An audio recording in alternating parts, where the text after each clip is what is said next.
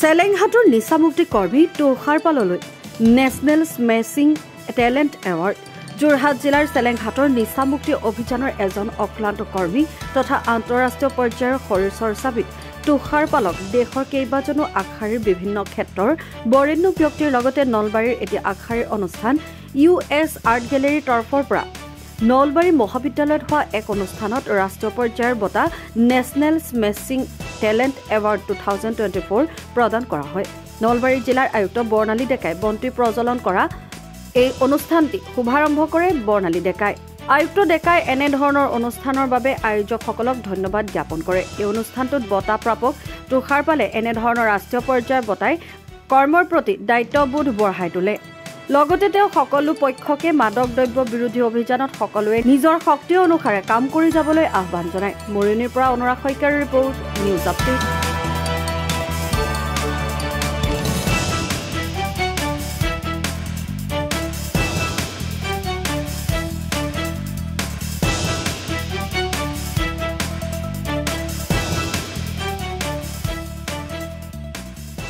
আজি নলবাৰী মহাবিদ্যালয় প্ৰেক্ষাগৃহত US art gallery exhibition talent চাৰ্চে আজি ভাৰতবৰ্ষৰ বিভিন্ন ৰাজ্যৰ লগতে অসমৰ প্ৰায় 28জন বিশেষ ব্যক্তিক তেওঁলোকে বঁটা প্ৰদান কৰে। তাৰে 27গৰাকী ব্যক্তিয়েই বিভিন্ন চিত্ৰশিল্পী, ভাস্কৰ্যশিল্পী, নৃত্যশিল্পী দিয়ে। তাৰে ভিতৰত এজনে মই অসমৰ হৈ ছ'চিয়েল ৱেলফেয়াৰ হিচাপে সামাজিক কৰ্মী হিচাপে মোক বঁটা প্ৰদান কৰে আজি।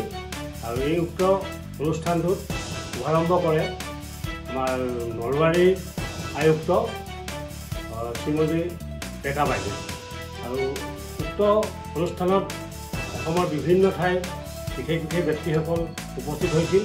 তাৰ লগতে আমি দেখিবলৈ পাইছিলোঁ গুজৰাট, তেলেংগানা, ত্ৰিপুৰা আদি বিশেষ ঠাইবিলাকতো তাৰ পৰাও আমাৰ ইয়ালৈ ব্যক্তিবিলাকক তেওঁলোকে নিমন্ত্ৰণ কৰিছিলে। আৰু যথেষ্ট এটা গাম্ভীৰ্যপূৰ্ণ অনুষ্ঠান অনুষ্ঠিত হৈছে আৰু তাত সঁচাকৈ উপস্থিত থাকি মোৰ খুবেই ভাল লাগিল। ভাৱে আমাৰ জিলাবাসীৰ বাবে গৌৰৱৰ কথা যে অতি কম বয়সতে আমাৰ উপাসনা শৰ্মা ডাঙৰীয়ানী US আৰ্ট গেলেৰী তেখেতে কৰিছে। আৰু আজি যিটো এক্সিবিশ্যন ইয়াতে আয়োজন কৰা হৈছে আমাৰ নলবাৰী কলেজৰ অডিটৰিয়াম আৰু যিখিনি লাউঞ্জ এৰিয়া আছে তাতে আয়োজন কৰা হৈছে। মই দেখিলোঁ যিখিনি পেইণ্টিংছ আছে, মই খুব বেছি মোৰ আৰ্টৰ আইডিয়া নাই, কিন্তু এগৰাকী মানে স্পেক্টেটৰ হিচাপে অতি ধুনীয়া, অতি হাই ষ্টেণ্ডাৰ্ডৰ আছে। আৰু এইটোও মই জানিবলৈ পাইছোঁ, লগো পাইছোঁ যে আমাৰ অসমৰ বিভিন্ন ৰাজ্যৰ পৰা আৰু ভাৰতৰো অসমৰ বিভিন্ন জিলাৰ পৰা আৰু ভাৰতবৰ্ষৰ বিভিন্ন ৰাজ্যৰ পৰাও আৰ্টিষ্টসকল আহিছে আৰু তেখেতসকলৰ পেইণ্টিংখিনিও এক্সিবিশ্যনত আছে। মই নলবাৰী চহৰৰ ৰাইজক অনুৰোধ জনাম যে আজি হয়তো আপোনালোক ৰাস লৈও ব্যস্ত থাকিব, কিন্তু 3 বজালৈ আমাৰ এক্সিবিশ্যনখন চলি আছে। আপোনালোকে আহিব পাৰে আৰু এক্সিবিশ্যনৰ যিটো এটা মানে স্পিৰিচুৱেলিটি, যিটো ক্ৰিয়েটিভিটি, যিটো এটা সৌন্দৰ্য আছে সেইটো উপভোগ কৰিব পাৰে।